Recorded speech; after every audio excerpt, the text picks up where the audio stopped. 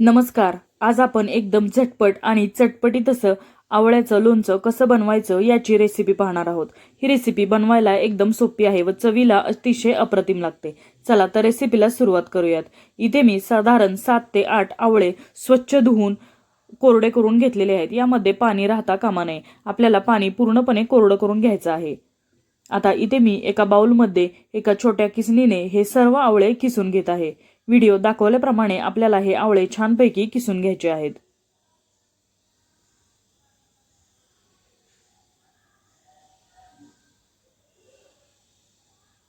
हे आवळ्याचं लोणचं 7 ते 8 दिवस फ्रीजमध्ये व्यवस्थित टिकतं.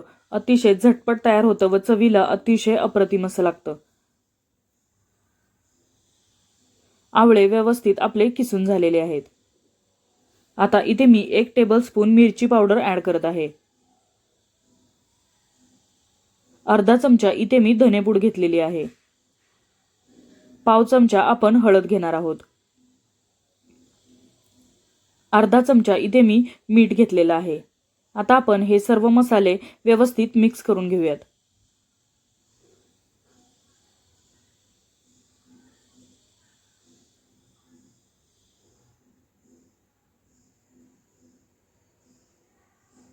व्हिडिओ दाखवल्याप्रमाणे आपल्याला सर्व मसाले व्यवस्थित मिक्स करून घ्यायचे आहेत. आता इथे मी साधारण 3 ते 4 चमचे तेल गरम करून घेतलेलं आहे. आता यामध्ये आपण अर्धा चमचा मोहरी ऍड करणार आहोत. मोहरी छान तडतडली की मग आपण यामध्ये जिरं ऍड करूयात. जिरं सुद्धा इथे मी अर्धा चमचा घेतलेला आहे व पाव चमचा आपण इथे हिंग घेणार आहोत.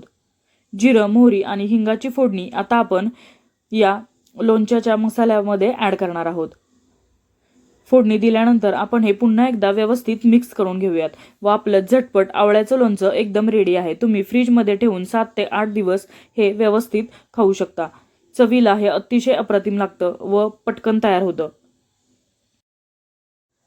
जेवताना तोंडी लावण्यासाठी हा अतिशय उत्तम असा प्रकार आहे. तुम्ही नक्की ट्राय करून पहा. जर तुम्हाला ही रेसिपी आवडली तर प्लीज लाईक करा, शेअर करा. सातारकर माधुरी या यूट्यूब चॅनलला सबस्क्राईब करा, जेणेकरून अशाच पद्धतीच्या नवनवीन चटपटीत व पौष्टिक रेसिपी तुम्हाला पाहायला मिळतील. धन्यवाद.